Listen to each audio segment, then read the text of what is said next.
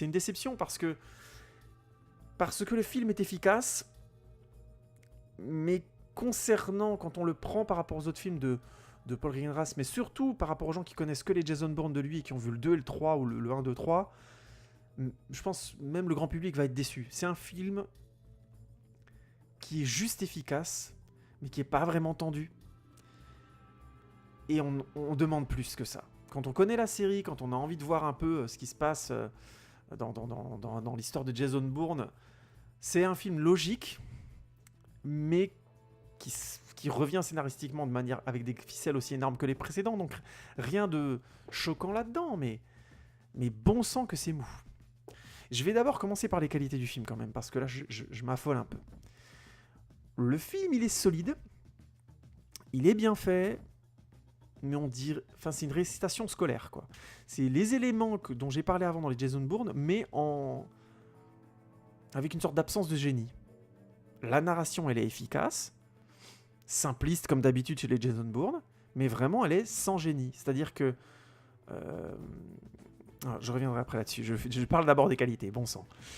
Donc on a une narration efficace, mais sans génie. On a ensuite un casting solide, même comme dans chaque Jason Bourne, les nouveaux personnages qui sont introduits sont bien. Alyssa Vikander, elle est vraiment très bien dans son rôle. C'est une très bonne actrice d'ailleurs. Hein. Si vous ne l'avez pas vue encore dans un film, elle joue dans Ex Machina, qui est déjà un très bon film, qu'il faudrait que je revoie. Je pense même que c'est un excellent film, Ex Machina. Ce serait peut-être une vidéo dessus.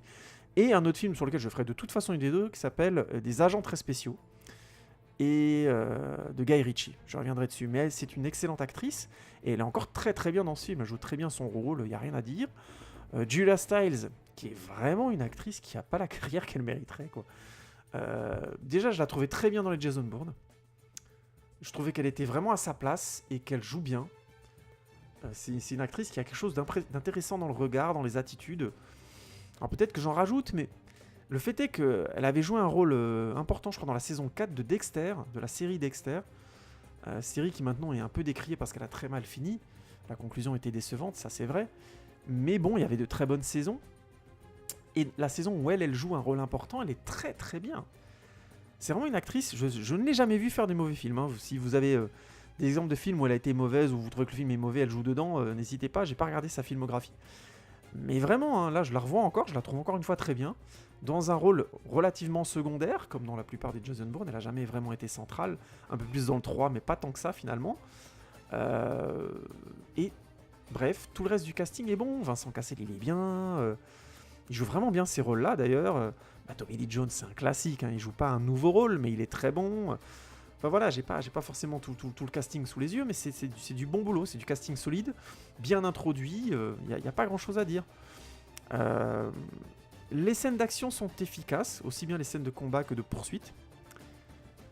Pour moi, on est sur le minimum syndical. C'est-à-dire que, comme la tension ne monte pas, c'est toujours compliqué de critiquer des scènes d'action quand les enjeux ont pas porté l'implication émotionnelle à un certain point.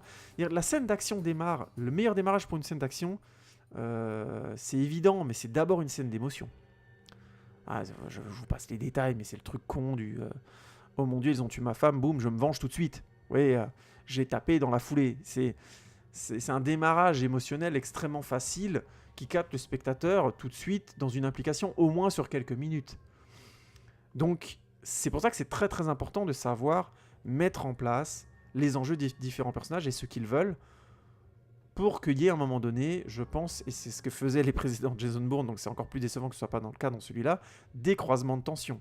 Dans celui-là, il y a vraiment des gros problèmes de tension globale. Qui sont dus, comme je le disais, à un manque d'intensité globale. Donc là, je suis obligé de venir sur les points négatifs. Le scénario, il est beaucoup trop présent, déjà pour un Jason Bourne. Je ne pense pas que ce soit nécessaire, mais bon, imaginons qu'il se soit dit, il faut qu'on relance tout, il faut qu'on fasse un scénario un peu plus dense, parce qu'il avait réglé toutes les histoires dans les précédents, blablabla. Donc on redémarre un petit peu par un 4 qui est en fait un 1 bis. Vous voyez le genre, on démarre une seconde trilogie.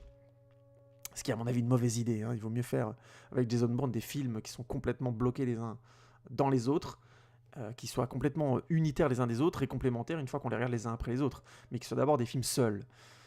Et je crois que ce film a vraiment l'ambition de se poser, je crois pas, j'en suis sûr, notamment à cause de la fin, comme une suite d'une suite qui appellerait une autre suite. Et ça, c'est vraiment problématique. C'est une grosse erreur concernant les Jason Bourne. J'insiste, c'est vraiment une grosse erreur. C'est vraiment con. Mais j'y reviendrai après de ça.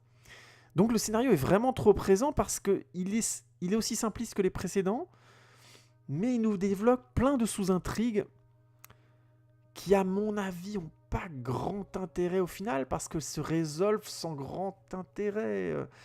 Il y a notamment une intrigue, je passe les détails, je veux pas spoiler, je vais faire une partie spoiler, ça c'est sûr, hein, parce que je veux vraiment développer le rapport de ce film-là par rapport à la trilogie, et là je trouve qu'il y a vraiment pas des trous, mais un gros problème, je trouve, de sens, notamment. Donc pour revenir sur Jason Bourne, il y a une sous-intrigue autour du patron de, je caricature, mais d'un Facebook, qui serait très important, bon, je spoile rien, mais cette intrigue, j'ai pas envie de dire qu'on s'en fout, mais elle mène à rien. C'est-à-dire que elle est là juste pour expliquer que la dernière partie du film va tourner autour de ça. Mais au final, c'est tellement éloigné de Jason Bourne. Vraiment, hein, tellement éloigné de son intrigue à lui, que je ne comprends même pas qu'au niveau scénaristique, il se soit dit c'est cool d'aller vers ça. Alors que la grande force des Jason Bourne précédents, c'est que justement, les intrigues politiques et les intrigues qui sont liées à Jason Bourne finissaient par se lier. Surtout dans le 2. Dans le 2, c'est parfaitement fait. Dans le 3... c'est déjà un peu plus bancal, mais ils avaient eu l'intelligence de boucler ça. C'est-à-dire d'aller vite, de virer les péripéties, on va dire, politiques, je caricature, mais c'est grosso modo ça, d'espionnage et de contre-espionnage, pour aller vers l'histoire de Jason. Ce qui était excellent, et ce qui fait que le 3, même s'il est moins fort que le 2, je trouve, est très très bon. Et là, on a un autre problème qui est lié à ce scénario simpliste, c'est que le rythme est rapide. Il faut bien comprendre, c'est pas un film qui va être chiant à regarder en soi. C'est juste qu'il faut pas confondre rythme rapide et tension. C'est pas parce que les plans vont vite, ou que la narration va vite, et que les acteurs sont bons, bien dirigés, et que c'est efficace et qu'on filme à l'épaule, que la tension monte. Il manque encore le croisement des tensions. Et là, vraiment, c'est systématiquement absent dans ce film. Mais systématiquement. À part la toute première scène, et là j'arrive au deuxième problème du film, c'est que justement Jason Bourne n'est pas réellement impliqué dans l'histoire. C'est-à-dire les personnages secondaires sont trop importants.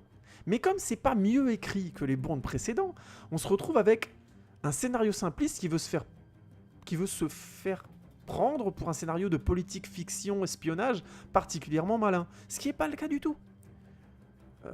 Notamment dans les résolutions du film. Je spoile pas, mais il n'y a aucun doute là-dessus. Je veux dire, le personnage joué par Julia Stiles, encore une fois, elle joue très bien, mais il est mal introduit.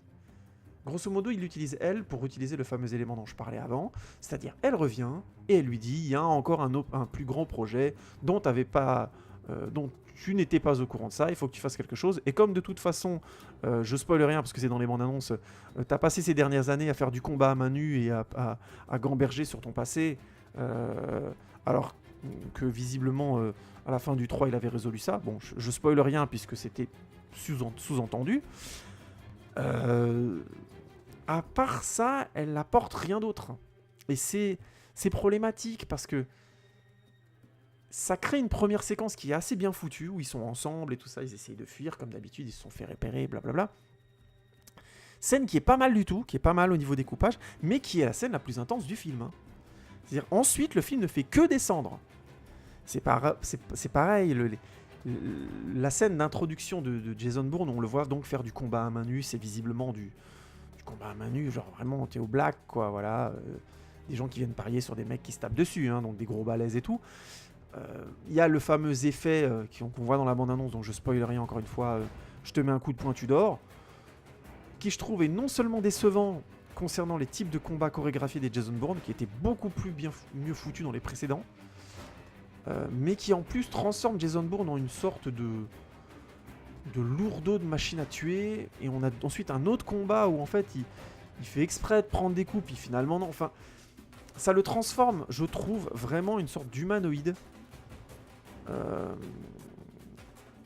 Et même si c'était un peu le cas dans les précédents, il allait se confronter au monde, il était dans une course, il y avait quelque chose de la poursuite à chaque fois. C'était pas un combat qui arrivait, hop, on se pose là et on combat. C'était je cours, j'ai quelque chose à rattraper, j'ai quelque chose à défendre, j'ai quelque chose à gérer. Ce qui fait que du coup, comme il y a l'enjeu, c'est on le représente. Rappelez-vous, il sait se battre. Et il n'y a aucun doute, il est meilleur que n'importe qui. Enfin, je veux dire, c'est trop simpliste comme lecture du personnage. Pareil, dans le film, je ne spoil rien, mais grosso modo, Jason Bourne a un rapport à un membre de sa famille. Ce rapport est très caricatural, ce qui ne pose aucun problème dans les précédents Jason Bourne, mais qui ici, comme le scénario veut être plus important que la tension narrative émotionnelle, n'a finalement pas grand intérêt. Et le rapport au personnage de Vincent Cassel est du même ordre, ce qui là est vraiment décevant. Je fais une parenthèse tout de suite. Vincent Cassel joue, je ne spoile pas puisqu'on va dans les bandes annonces, le tueur qui va être le rival, grosso modo, de Jason Bourne. Il y en a un dans chacun des films, donc c'est pas Clive Owen dans le premier, Karl Urban dans le deuxième, Eduardo Noriega dans le 3, tous excellents. Et Vincent Cassel ne déroge pas à la règle, il est excellent dans son rôle. Mais leur rapport est vraiment conclu de manière... C'est décevant, quoi. Les choix scénaristiques sont vraiment décevants. C'est pas seulement des choix de découpage. C'est qu'à un moment donné, leur rapport se lie à quelque chose d'assez artificiel, je trouve, qui serait passé dans les autres Jason Bourne s'il y avait eu cette retenue et cette efficacité dans leur rapport.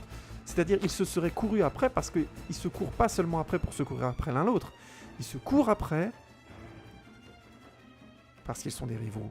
Certes, et qu'au bout d'un moment, il y a ce côté bestial de se confronter l'un à l'autre, qu'on comprend tout à fait quand on commence à être, j'ai envie de dire, sportif de haut niveau, mais c'est un peu des sportifs de haut niveau de leur univers. Imaginons. Mais ils ont une tâche à accomplir. Et si cette tâche est accomplie avant ou après qu'ils se soient confrontés, souvent avant, leur confrontation n'a plus grand intérêt. C'est-à-dire que cette absence de croisement de tension, de gérer une tension à la fois, contredit notamment le style des Jason Bourne, mais en plus rend leur relation creuse. Il y a un manque de général de finesse, quoi. C'est triste à dire parce que c'est vraiment une des qualités du cinéma de Paul Greengrass. Je sais que des gens, en écoutant cette vidéo, vont se dire « Merde, mais de quoi il parle, Paul Greengrass? C'est des films relativement bourrins si on prend les Jason Bourne. » Ben, justement pas.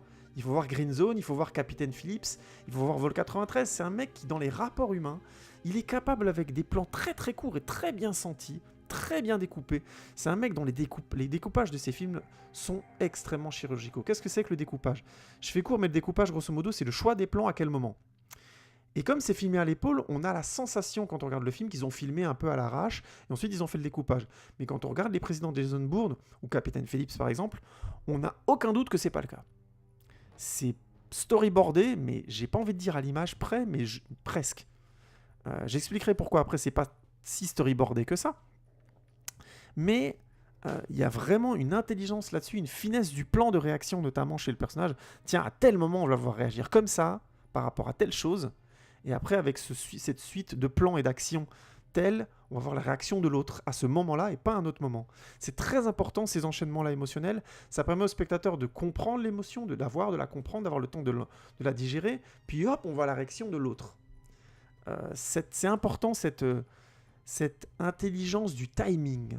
Je parlais avant de ne pas confondre le rythme rapide des images et la tension. On peut faire des films avec un rythme d'image très rapide et qui ont une absence de tension totale. Justement, c'est tout à fait l'inverse quand on veut créer de la tension au cinéma. Il faut que les plans aient une durée qui soit la leur. Et cette durée doit être parfaitement sentie, pensée évidemment, mais sentie après au tournage. Et au montage, on retravaille ça comme une patte qui doit créer un fil émotionnel évident et qui doit emporter d'abord les émotions du spectateur avant d'emmener ses idées ou ses théories. Et là, ce Jason Bourne-là, justement, est à la ramasse par rapport aux autres films. Parce qu'il y a une absence de croisement de tension. Et du coup, on tombe dans le travers de ces montages-là à l'épaule, et ça donne un côté shaky cam mal foutu au film, c'est-à-dire ça va vite, mais les tensions ne pressent jamais, parce que au final, on sent que le film a été pas très bien écrit, et pas très bien pensé en termes de découpage, à l'image de son scénario.